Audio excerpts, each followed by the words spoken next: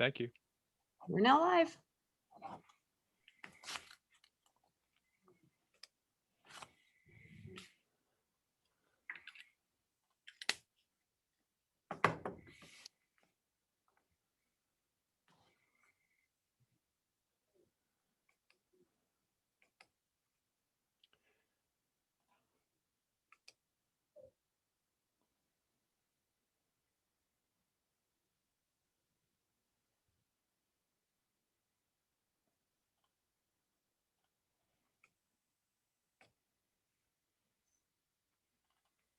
We'll be starting up in a little over a minute.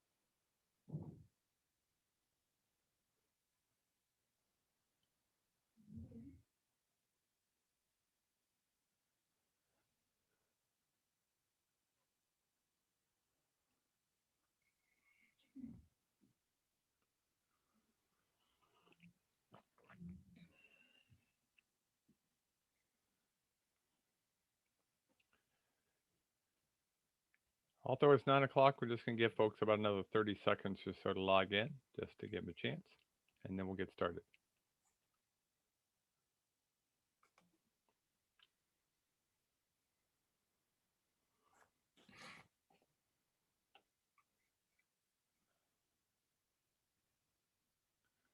Yep, here come a couple more.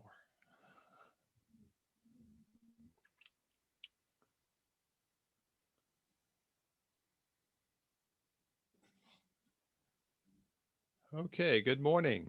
And we're going to go ahead and get started. We may have a few other folks join us. My name is David Orr. I'm the director here at the New York State LTAP Center, the Corner Local Roads program. And welcome to our budgeting webinar. Middle of the summer, a lot of you are probably getting your budgets ready for next year and going to be submitting them pretty soon. So hopefully this will be timely and useful for you. Our instructor today is Tim Hunt. He is currently the Highway Superintendent in Lewis County and has previously served as Highway Superintendent in Cazenovia, a short stint in Georgetown. And you were also on a town board for how long, Tim? I was on the town board for 16 years and I was a town supervisor for a while. And then you missed a meeting and then made you the Highway Superintendent. Yep.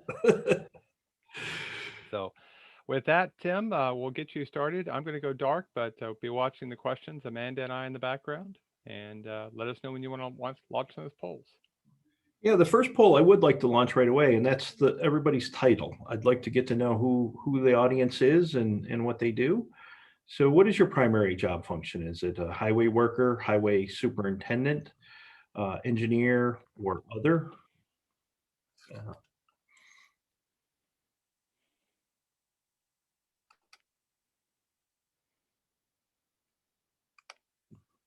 All right, so let's just jump into this. Let's talk about the budget and selling our budget. Okay, So, here are the results here for you, Tim. Okay, great. We have a couple of highway superintendents in the room, some engineers, and some others. So we'll try to figure out who the others are and what their roles in all of this are as well. Hopefully some people that are involved in the budgeting process from the other side of this. So obviously the very first thing that I want to talk about is communication. When it comes to municipal budgeting, good communication is vital. And it's probably the step that's most overlooked. It's very important to have good communication with your crew, your board, your fiscal staff, supervisor, mayor, treasurer, bookkeeper, whatever, whether you're in a village or a town.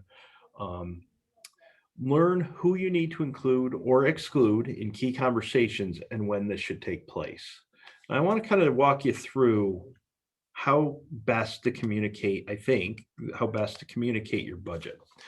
And some of you may have seen this. This is kind of an old tried and true, kind of a corny thing when they talk about salespeople. And, you go in for the interview for a sales job and they say, sell me this pen.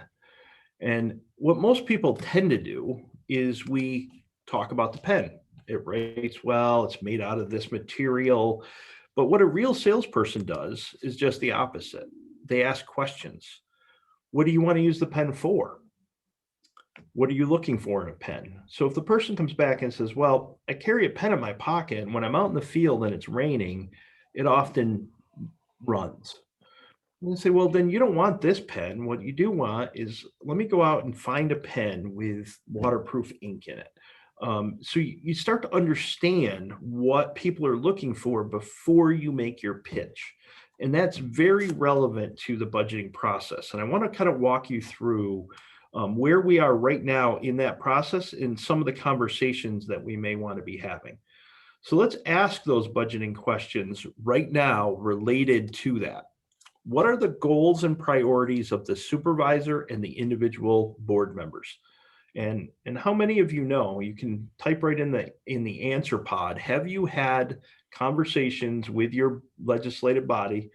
And it doesn't have to be formal. It can be one-on-one. It can just be, you see them and you're just chatting about things.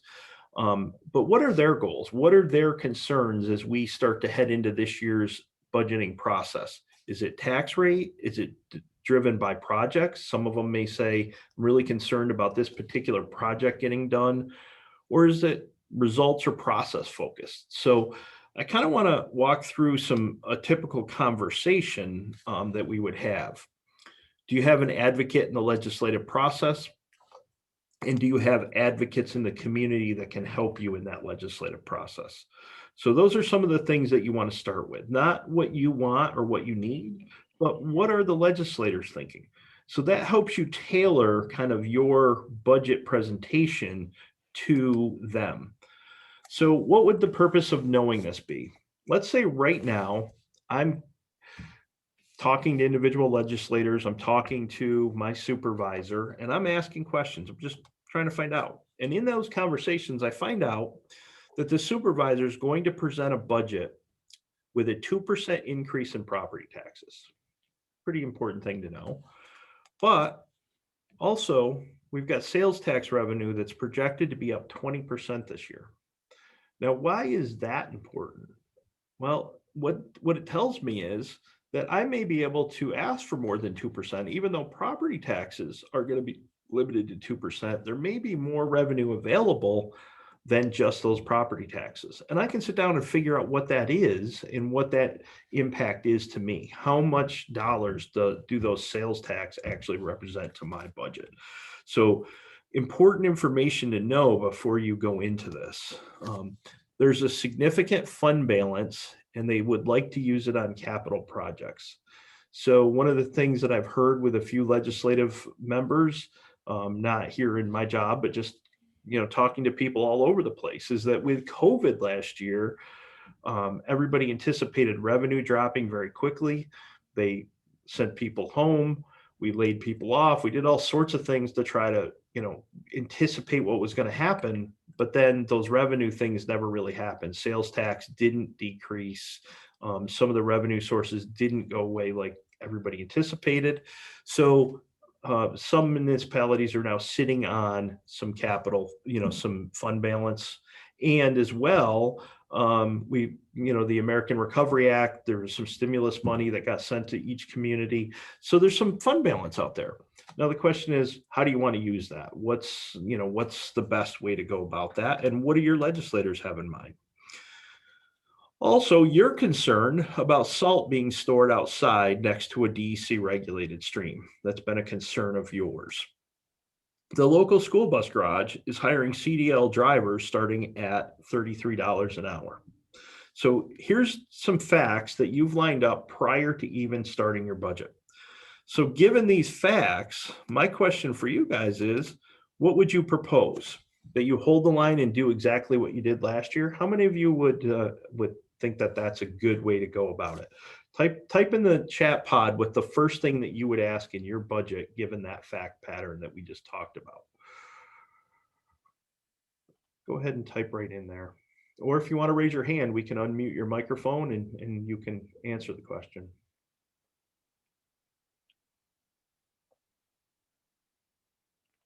you can do it either way. You can raise your hand and we can unmute you, or we can you can type it in the Q&A. In the Q&A, either one. What would be the first ask in your budget, given that fact pattern that we just discussed? They're shy this morning, Tim. Yeah, nobody's going to answer. Okay. It's a critical question. Up, here we go. Okay, there we go. Maintenance and operation. Okay, so your concern, your focus would be on maintenance and operations. And when we talk about that, we want to get even more specific, like what maintenance items specifically and what operational problems that you're having. What can you do to work on the maintenance and operations side of that? So I think that's a great start. It shows a little bit about your priorities, and then you can help. We can help communicate those to our board. Do you want to start a conversation about a salt shed right now? Because we know there's fund balance. We know that there's some recovery money. I need to have a plan to present along with the budget. Yes, Daniel, that's a great point, and we're going to talk a little bit more about that. Is not just the budget, but then backing it up with a plan, and how to, what's the best way to communicate that plan to your legislators. One of the things I've found over the years related to that plan, and where I think the biggest challenge I've seen is related to labor. I get a whole summer's worth of work prepared, and I'm like, okay, we're going to do this and this and this and this. And then midsummer, the legislators come to you and go, hey, we've got this project we'd like you to do. Your crew can do this for us, right? That happens to all of us, I think, all the time. And it's a natural thing. Well, the highway department can do that. They can build that new baseball field. Well, we can, but the question becomes, what don't we do if we're building that baseball field? And so we've got to, one of the things I always try to do is create a budget for my labor as well, so that I can show the legislators that if you ask me to redeploy my employees here, this is what we're not going to get done, because we're not doing the maintenance and operations things that we had budgeted with that labor. So it's good to kind of have those kind of conversations about a plan. So do you want to start your conversation about a salt shed? Because it's a great time to do it if there's a fund balance. Do you want to budget raises for your employees? Do you have an opening? Is your labor rate in line with what's happening in the market right now? And those are all really important things to be paying attention to, because if we end up with an opening that we can't fill, we might want to be concerned about that. Some of you may have collective bargaining agreements where that's not a conversation or not something that you can work with, but some of you may not. And so you want to kind of look at all of those things. How's your workforce performing? What do you need to do to make sure that you have a good workforce? How's your equipment performing? The tools you need to get your job done, and then do you have the resources to then take those tools and deploy them? So all of those kind of components are important to think about when you're creating your budget. Do you know what capital projects each of your board members thinks are important? And this is an important one, because oftentimes it doesn't align with what you think is important, but sometimes they do, and sometimes you can accomplish both. And that's the the key one. And a lot of the stuff that we do at the county level, I'm in charge of bridges, and bridges aren't real exciting. To budget a lot of money for a bridge that doesn't please a ton of people in the community, so nobody really wants to put a lot of money toward them, because it may only affect a couple hundred people. But when the bridge goes out, it's a real problem. So you're constantly kind of pushing that in some projects that maybe your legislators have overlooked, but once you've talked to them about it, they realize, wow, that really is an important thing that we've got to kind of pay attention to. So, okay, have you reflected on your priorities? And this is one of the ones that I think is really important when we go into our budgeting process, that we need to be clear about what we, as the highway superintendent or the person developing the budget, what their priorities are.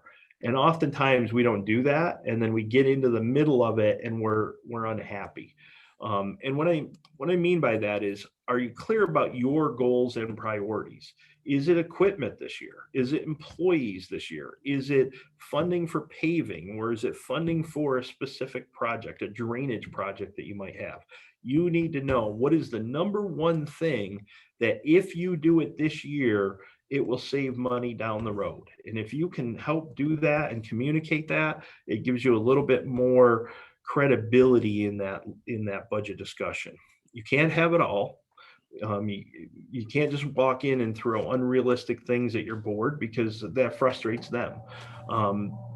You have to decide what is important, and you have to create some priority to it. And if you can get legislators to allow you one thing, what would make the most difference? Is this difference in future taxes, the quality of the roads, or the quality of the employees?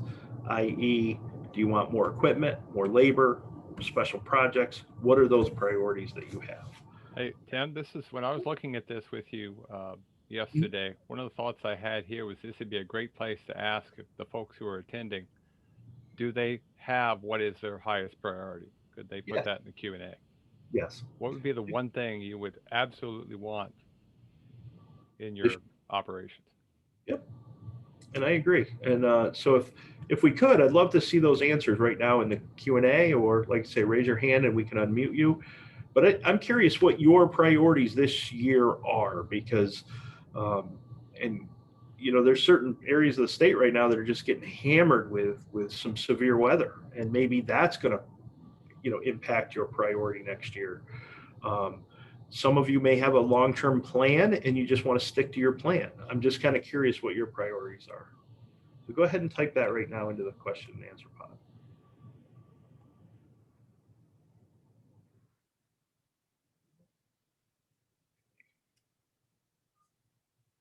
Shy group today. It is a shy group. All right. What's your priority right now, Tim, for this year for Lewis County? I'll be honest with you, Dave. My priority this year is to make a plan, a long-term plan, so that we can kind of get onto a cycle. So you're trying to set up an asset management program. An asset management program. That's the highest priority I have. So I list my priorities in order with first, second, etc. on my budget. And Daniel, I think that's a great one. Disaster recovery. So I'm assuming that you're in an area where you're having some pretty severe weather right now, and you're trying to figure out how to handle that. So, and I feel horrible for the people that are in those situations. We're getting ready to go into budget season if you're in a town, and instead of thinking forward about your budget, you're on your heels going, how do I just get my community back to whole? And I think there's going to be a lot of communities with this rain, from what I'm seeing, they're going to be in that situation where it's very difficult to try to figure out what the next step is, other than how do I just get roads back open and get our community back together. That makes the budget process even that much harder. So communicate what they need and want. Don't over communicate, giving them too much information or detail. You only want to give them as much detail as they want, but you want to be prepared to give it to them, all of it, if that's what they want. I used to have a supervisor that when I would start to get into the detail, he would get frustrated, and he would say, I just need to know what you need so that you can get the job done. Just tell me what you need. And didn't want to be bogged down into the details of how or why or what. If I created a priority list, that was enough for them. They didn't want to know, down into the mud, so to speak. But some boards do. Some people want to know all that stuff. Keep it simple. Don't make it too complicated. And I want to use this one as an example, because I've done a lot of equipment replacement plans over the years, and equipment replacement plans can become very complex. You can start factoring in depreciation and interest rates and maintenance and upkeep and worrying about your total cost of operation. And I tend to do that. I tend to, get into the real deep weeds with equipment replacement plans. And when you're communicating that to non-equipment people or non-finance people, their eyes glass over and they go, what are you talking about? Well, really, you don't need to make it that complicated. And an example that I give, if you're in a small town department and you have 10 pieces of equipment, and you put those 10 pieces on a list and you say to replace each piece is approximately $300,000. And I'm just using that as an average right now because the plow truck is getting pretty close to that. A loader is up there, at 200,000. So you take each of those pieces and you put a replacement value on them, like we do for our insurance every year, and you total that up and you say, I have $3 million worth of equipment. Now, if I want that equipment to last 20 years, I need to have $150,000 budgeted. Really simple, just a super simple. You're not worried about interest or depreciation or repairs or anything. But it helps the board go, wow, we've only got 70,000 budgeted and they need 150. There's a huge gap there. So you don't have to necessarily get into the weeds. If people want it, then absolutely. But sometimes you can just real big picture, what number do we have budgeted and what do we really need? And sometimes that's the easiest way to communicate. One of the largest parts of my budget is actually CHIPS, which dictates highway longer term projects. And Dan, I think you're in the same boat as almost all of us. And, towns, counties, cities, we're all in that situation where CHIPS dictates how we budget. And interestingly enough, this year in my budget, right here in the county, because of the increases in CHIPS this year, we're working really hard to get all of those projects done. So we're not worried about overspending in the CHIPS area. We're worried about underspending in that area. And then the non-CHIPS money, we're really worried about overspending in that area. So getting that balance, right? Because we all have those things that we have to do throughout the year that are not eligible for CHIPS funding, but they still have to be done. And that money tends to be very tight. And then we have those CHIPS processes that we want. So yes, absolutely balancing them. And I would also say on that front with CHIPS, I think it's very important for everyone to fully understand what is and isn't reimbursable with CHIPS, because there's a lot of things you can do with CHIPS that people aren't aware of. I know when I was in the town, what they would often do is we would pave a road, they would take that bill and they would put it on CHIPS and that was it. That was all, which is fine if you can do that. But now that we can't, anything you spend CHIPS money on has to last 10 years and you can no longer chip seal with CHIPS money, because if you do, you've tied that road up for 10 years.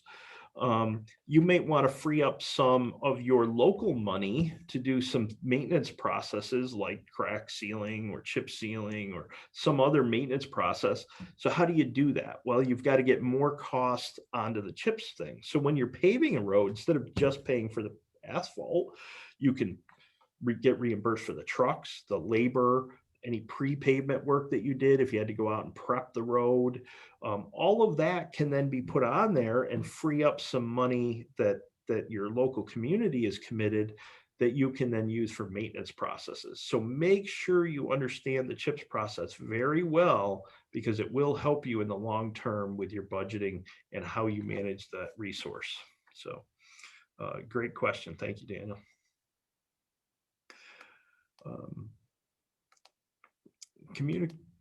Develop a thorough inventory and condition rating for your infrastructure projects. So one of the things that I think is very important is, just like with our equipment, any of them, Daniel says we can use CHIPS for chip sealing. That's 100% correct. You can, but the problem is you cannot do anything on that road for another 10 years. So I don't know of any road that a chip seal will last 10 years. So if you chip seal that road in 6 or 7 years, you're going to need to chip seal it again. And you can't use the CHIPS money then, because now that road's been tied up for 10 years. So that's why I'm suggesting that chip sealing, crack sealing, things like that, even though you can pay for it with CHIPS, you probably shouldn't, because now you've tied up being able to pave. Let's say you chip seal the road and 7 years later it needs paving. You can't. You cannot touch that road for another 10 years. So that's the dilemma with trying to use CHIPS money with maintenance processes. It's really cumbersome. There's been a lot of towns that have been jammed up because they went out and chip sealed and couldn't touch a road for 10 years, and that didn't last for 10 years. So develop a thorough inventory and condition rating system for your infrastructure projects. Every one of your assets should be rated. So whether it's your equipment, you take all of your equipment and you have those that are in good, fair, and poor condition. It doesn't have to be elaborate, but you need to know which ones are in poor condition, and we need to start focusing on fixing those. And you want to do that with all of your infrastructure. How many people know how many roads they have in good condition, poor condition, or fair condition, or any rating system that you want to use, whether it's more complex than that, the actual pavement management tools that are out there as well. Culvert pipes. And I'm just going to ask a simple question. How many people know how many culvert pipes they have in their community? I was wondering if you were going to ask that. And if you could, just type that in your question and answer pod, please. How many Let's pipes? see who knows. See if anyone here knows.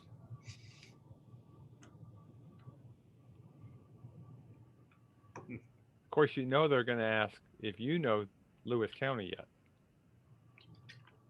I've been working really hard, David, to get my arms around that answer. And right now it's roughly around 3,500 culvert pipes.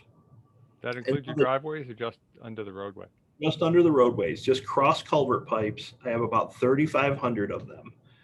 And then the next question I'd like to be able to answer, but I'm not able to yet, but I'm working on it, is how many of those are in poor condition? Because if it's 50%, oh, Dan, great. I have an inventory of culverts, signs, street lights on my GIS. Best way to go, Wow, right? Very nice. GIS system, have all of those assets mapped and rated. So I'm assuming, Dan, that you have, and Amanda, if you could unmute Dan for a minute, that would be great. I'm assuming that you have your culverts rated, your signs rated, and your streetlights rated.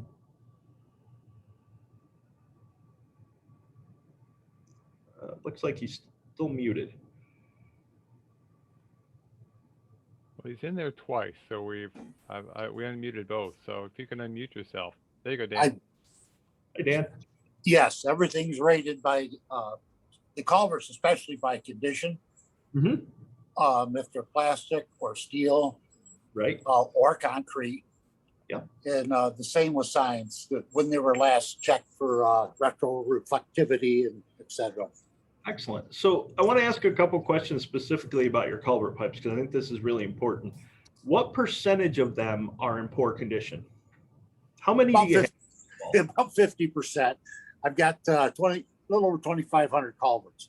Yes, driveway culverts, crossover culverts, etc. Yep. So 2,500, and about 50% of them are in poor condition. I would say yes. We spend approximately $10,000 a year replacing culverts. Ooh, and is that enough based on the assessment that you just gave? Without additional personnel and equipment, that's all we can handle. That's all you can handle, right? We've finally got ahead of the culverts that were caving in type thing, holes appearing in the road, etc. We had 33 miles of dirt road. They weren't gravel, they were dirt. Mm-hmm. For the last 15 years, we've rebuilt those roads, about 8,000 ton of gravel a mile. Mm-hmm. And during that process, we've been replacing culverts, but it's a never ending project. Sure. Which quite honestly is how a lot of us go about it. And it's what we've done here, is that we're on our heels, right? We do what we have to. So we replace the ones that are collapsing, and then we replace the ones on the roads before we pave them. Does that kind of sound familiar? Yes. So, but you've got cool. And some of them are pretty expensive to replace. Yes, and some are very expensive to replace. Yeah. Which, by the way, all those culverts can go on to chips, which is helpful. Yes. But my question here, and the reason I'm asking this is if you have 50% of your culvert pipes in poor condition, what's it going to take so that every year that number goes down? So one year it's 50%, the next year it's 48% of your pipes are in poor condition, and the next year it's 46. So how do you go from being reactive to, just getting ahead of failure to getting proactive and actually starting to make progress toward getting everything in good condition? And that's the number I think that's really a really important thing to communicate to your board. So if $10,000 keeps you out of failure, does $15,000 put you on a path to get proactively in everything in shape? Does that make sense? We're at the proactive stage now. Okay. We were spending in the past about $18,000 to $20,000 a year. Mm-hmm. It would be great to fix them all at once, but that's not necessarily a good thing either, because that means they'll fail all at once. No, it's never, I'm not a big proponent of just go out and fix everything and replace it. It's more a plan. So if you have signs or culverts and you're replacing 100 of them a year, is that enough to get you ahead, or are you still falling behind? And that's kind of understanding your assets, right? So if you take a road sign, say the average road sign is going to last 10 years, and I need to replace 1/10 of my inventory every year. How many is that? Do you know what that is, Dan, by the way? Yes. Yeah, I do. And is that how you then take that and put it in the budget as a budget number? I line item my budget. Highway maintenance, I subline gravel, stone, culverts, guide rail, etc. So the board understands where that $200,000 is going, Mm-hmm. or where I intend to spend it. They also understand that I budget $20,000 for emergencies, Mm-hmm. so that if we have to put more culverts in, I have that money available. If we have trees down the road, which we don't anymore because we cut them back the right of way. But we've got extra money to react to other situations. Sounds like you're doing a great job. The only thing, and this is kind of the point I'm trying to make, is that we often, give that plan to our legislators and we say, this is where, this money is going to signs, this money's going to gravel, this money's going to paving. But what they don't understand is, where does that fit into the overall health of that system, whether it's the paving system, our road system, our sign system, our culvert system. So just add a little bit more background to that of, here's how many we have, this is how many we plan on replacing this year, and this is why. So just a little bit more to that story, not just that you're going to pave X miles, but this is why you're paving X miles. And it gets my board gets basically a book from me every year. It's about 8 pages. It includes the inventory, replacement plan, culverts, which I break it right down to as far as I can. For ice and snow, show how many tons of salt I use, how many tons of sand, how much fuel goes into ice and snow. Perfect. If they see that I use 20,000 gallons of fuel, they freak out. But if you show you're using X amount for highway maintenance, X amount for ice and snow, etc., you feed them so much information that just kind of, okay, go ahead. Now, Dan, where are you work for a town, city, county? We're in town of Canisius. Town of Canisius. So you're a pretty good sized town, I'm assuming. No, about 2,500 people. 2,500 people. Okay, so fairly rural. Do you have a staff in your office? No. You do not. Okay. No, I record everything, either nights, weekends, or whenever. Okay. Because that's the piece that I'm sure some people on the phone are going, oh my God, how do I do all of this? Because it's me. And I have to do it myself. It's you got to be mission oriented rather than time oriented. Yes. But one of the things that I always tell people too is, the people around you are a huge asset, right? So you have a bookkeeper, you have a clerk. You have all sorts of people that can assist you if they see your mission and they believe in it. So I'm assuming you get a fair amount of help from the folks around you. I got a great crew. They're very good at recording what they do every day. I use the GIS I can assign to my deputy highway superintendent projects. And he provides feedback. So I have more time. I can be in the office. It's just a matter of your crew knowing what needs to be recorded on their time. It's not even, we use a long time sheet. No limits to what they can write down. Sometimes it looks like a drunk chicken walked across it, but that's when you bring them in and say, okay, what's this and what's that? What's that? Yeah, right. We all have that. You got to get them to, but I think one of the things that you mentioned, which I think is a very important conversation regarding that timesheet, that all of these things that they can record on their timesheet, one of the most important things you can do before you get there is that you and your bookkeeper and your supervisor all have to agree what is the data we want to collect, because there's a ton of data we can collect, but some of it just wastes our time in trying to gather it and it doesn't really help us, right?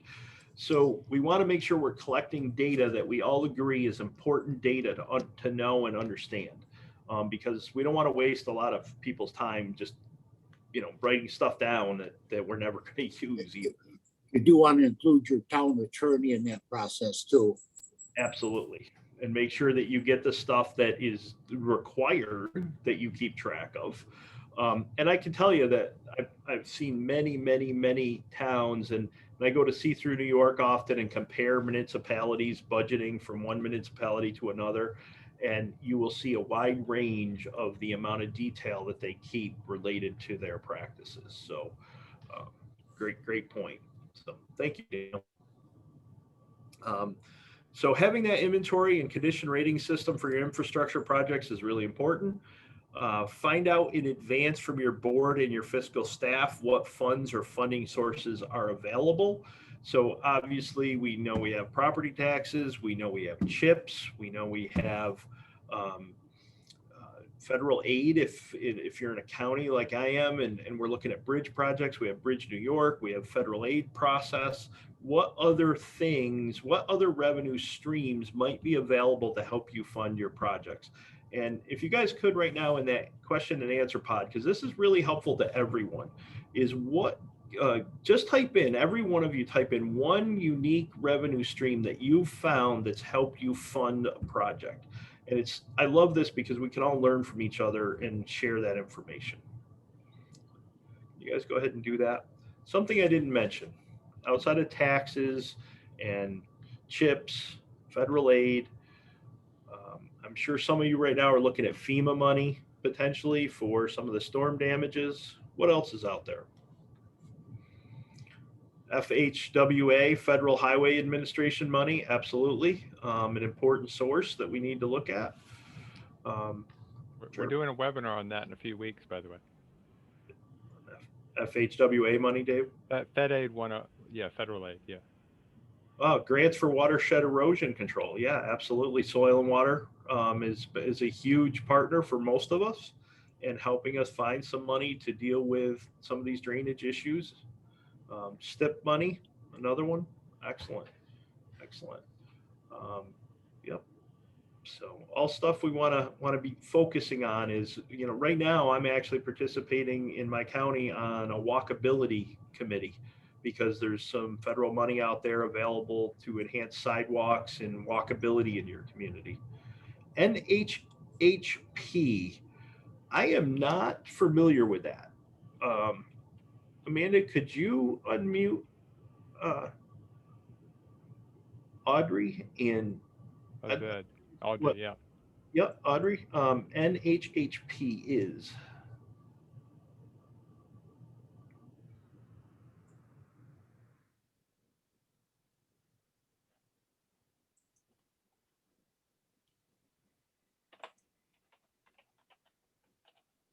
Oh, still muted, Amanda.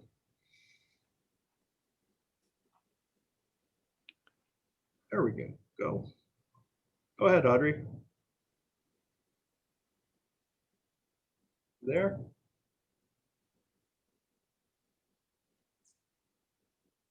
No, must be technical difficulties, but I don't know what NHHP is, but there are lots of different places that we can look for money. So sorry, we can't get your response. Looks like the national, that might be NHPP maybe. That's the National Highway Performance Program. There's not a lot of grant money there, but I'm just trying to figure out what it is. Okay. What about yourself, Tim? What have you found? Well, I just mentioned that walkability one there, working with soil and water on some different things. Oh, Audrey says correct. It's the NHPP. Excellent. So that's one. Obviously, we always, look at FEMA as a potential CHIPS. Trying to think of any, and sometimes, individual projects all over the place. SAM grants, nobody mentioned the member items that our legislators are able to get us sometimes, in the form of a SAM grant. Those are often worthwhile attacking. And I know there's some federal money that's going to be handed out in the form of member items through our Congress people. So don't forget those options as well, is reaching out to our elected officials and looking for money there. And there's a lot of safety funds out there, and there's Governor's Traffic Safety Committee through your county traffic association. Mm-hmm. You can get intersection improvements, work zone signage, things like that. And CMAC is another federal project. Yep. Mm-hmm. Okay. We must have some DOT people here. They're very familiar with the federal money.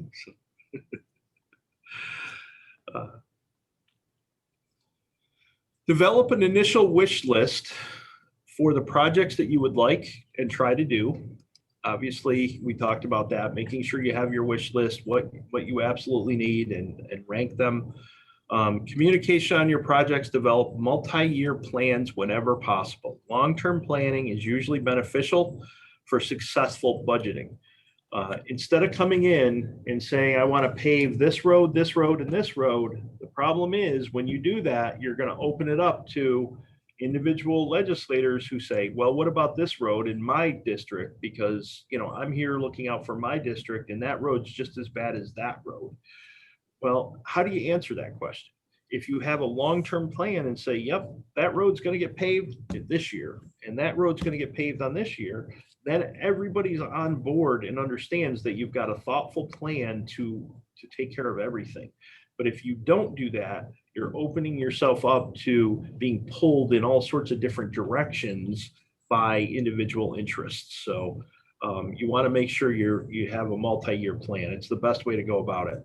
I can tell you when it comes to multi-year plans, particularly related to equipment, it's kind of a pet peeve of mine, because as David mentioned to you, I was on the town board for many years before I became a highway superintendent. And I was that really tough town board member that every time our highway superintendent came, every single year he'd go, I need a new plow truck. And we give him one. And then the very next year he'd come back and go, I need another new plow truck. And we go, well, we just gave you one last year. Well, I need another one. Well, why? And he'd get mad and he'd storm out, and I'd say, no, we're not giving it to you. We're not going to give it to you. And it felt like all he wanted was new stuff all the time. And so we went, So when I became a highway superintendent, I said, I'm never going to go into a meeting and say, I want a new piece of equipment. I'm going to walk into that meeting and say, here's my equipment plan. And here's where we are on that plan. We're on year 5, and year 5, this is what we said we were going to do. So I wanted to get out of the personal, you just want a new piece of equipment or you want something. And I wanted to get it into, as a community, we've agreed to a plan, and here's where we're at on that plan. So just think about, that perspective of you sitting on the legislative board, and how does it appear when you're asking for that money? How about borrowing to fund the project? Absolutely. Another great place for funds is borrowing right now. Interest rates are extremely low. Bonding is a great way to handle many of your things, even leasing for equipment right now. We're getting interest rates below 2%, which is unheard of, where the inflation rate on these things is 5 to 6%, and interest rates are less than 2. So borrowing, I think, is a great plan in certain situations for sure. So develop multi-year plans, absolutely important. Invite your municipal board to go out on the road tour with you, plan the tour around certain messages and points you want to make. And I want to give you an example of this that I just actually used. It's very important to get people out into the field and seeing what you're dealing with. But it's also important to make sure that you use their time wisely and that you communicate a message. So one of the things that I saw is I felt we were falling behind on our maintenance, and partly because we were getting pulled into all sorts of other projects. Can you do this for us? Can you do this for us? Things not even related to highway. And most of us are probably familiar with that feel. So I took an individual out onto a road tour a couple of weeks ago, and I took them up to a bridge, and it's a bridge that we're actually spending $250,000 on repairing a head wall. And the whole reason we're fixing that head wall is because we didn't clean the ditch, and the ditch got plugged and the water started redirecting over the face of the head wall and started to scour that head wall.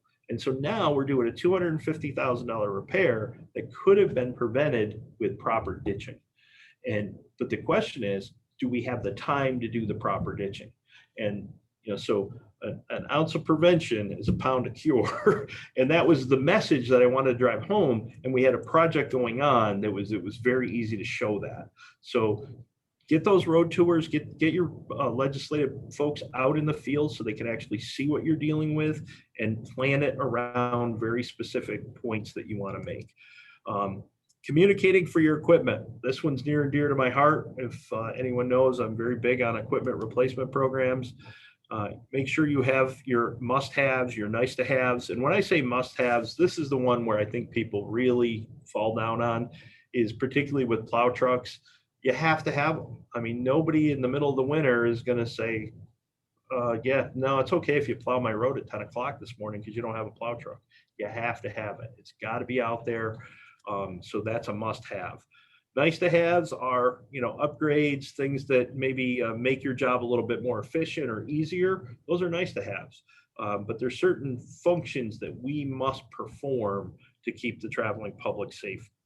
And that's what you want to have. So Tim, Yep. What is on your must-haves that you don't have right now? I actually don't have anything on my must-haves. Must-haves have been taken care of.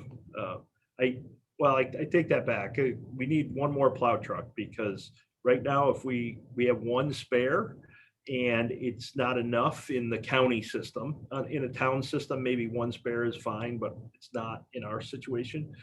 So I feel kind of vulnerable that if we had a plow truck, if we had 2 plow trucks go down, we would be in trouble. So that's probably my biggest risk right now. And then probably on my nice to have, and at the very top of that nice to have is we do a lot of shoulder work, and we do cutting shoulders, and we do a lot of picking up sand because people use sand on the roads here. And I'd like to get a belt loader to increase the efficiency, but that's an efficiency thing, right? So that's a really nice to have to improve efficiency, but not must have. But something like that is something you could share with your neighbors. Absolutely. And maybe help sell. Well, and that's the other thing is being in the county role, understanding what pieces we have that we can share and work with our townships with, right? So shoulder machine, belt loader, some things that we could work together with our towns and have a nice shared services agreement. So yeah, and efficiency is the other piece of this, is we can keep doing it with what we have, but we're not getting ahead. And being able to communicate, if we were able to get some equipment to make us more efficient, then we can get farther ahead. So in my situation, perfect example, I have 250 miles of road.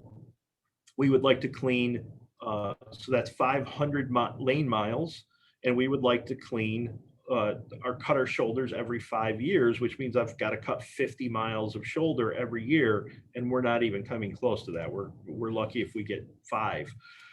So we've really got to ramp that section up, And the question is, how do we do that? Because we don't have the manpower. So to Daniel's thing, we don't have the manpower to do it. How do we get to there so that we're being proactive?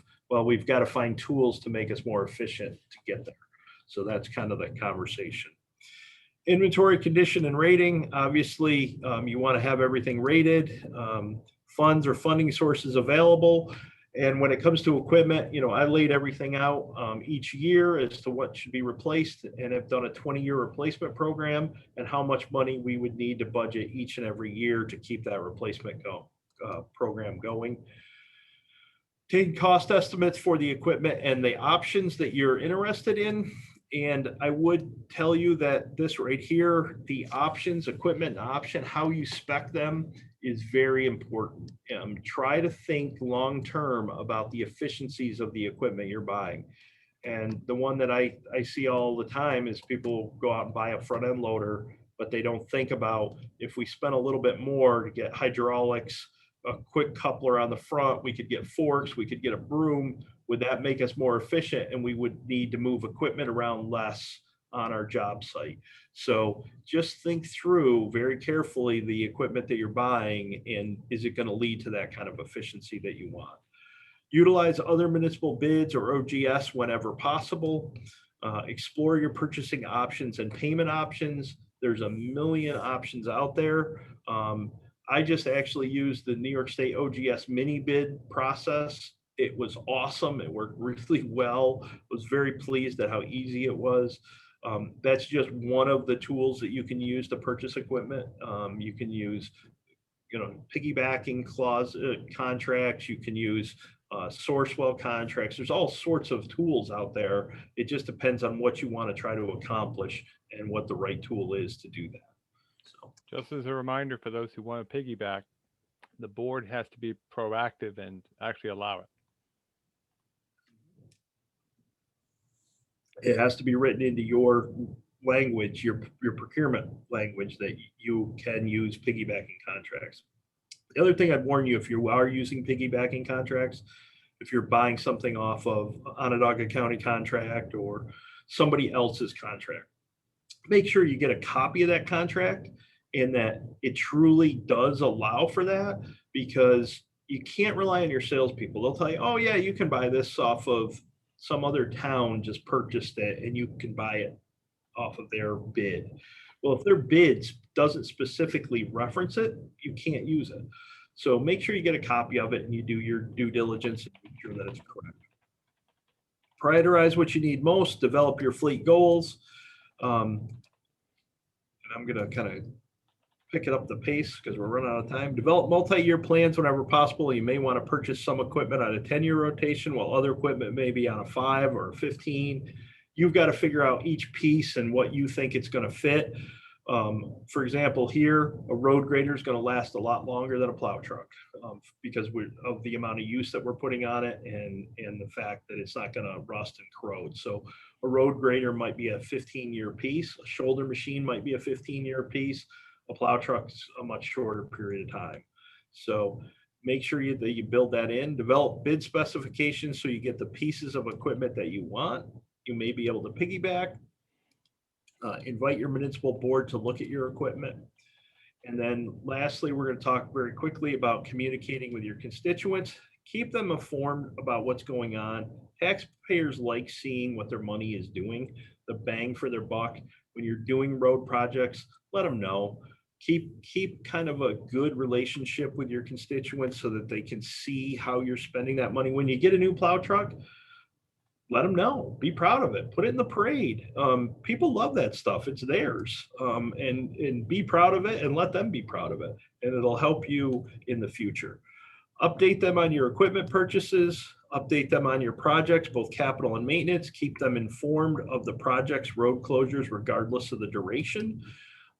Give the taxpayers project schedules either via municipal website or through the media or social media account. I think all of those things, and it's like, why are we talking about communication when we're talking about budgeting?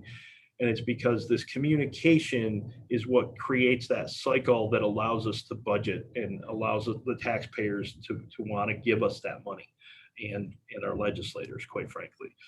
Communication with vendors and consultants, work with them early on to develop estimates. Right now is the time that you should be preparing all your estimates, getting prices on things that you might not be purchasing till February or March. Give them enough time to provide well-researched information. Estimates need to be valid for 3 to 6 months. Provide them with the guidelines and parameters based on the features and options that you need. Advertise your bids with a lengthy open period so that reputable bidders will submit a well-prepared bid, and ask the vendors for current piggyback bids and award documentation so that you can start to utilize those as well. So I am going to cut this off right now because it's 9:54 and I believe that we promised you an hour. Is there any questions?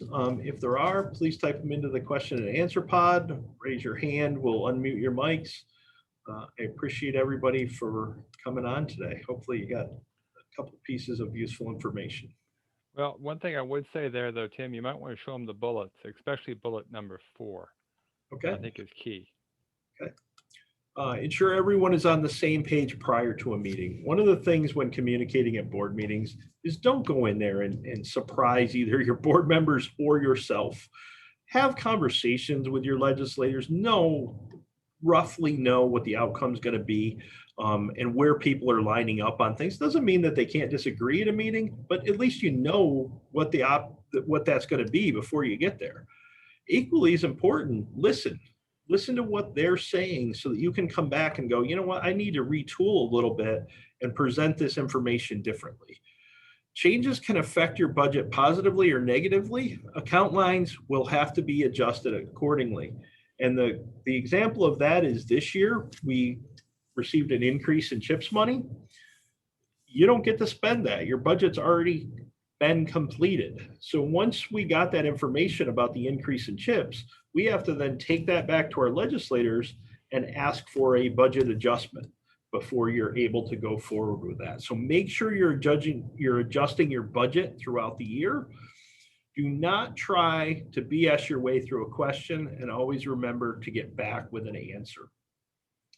When you're asked, you're put on the spot, often in a public meeting, and you don't know. So don't wing it. Say, I don't know. I'll have to look at that and get back to you. I don't know. I didn't really think about that. Or I don't know the answer to that. It's a lot better way than to say something and then lose your credibility because you flat out told them something that wasn't the truth. So make sure you research it and get back to them. Try to understand the public's hot topics and pet peeves.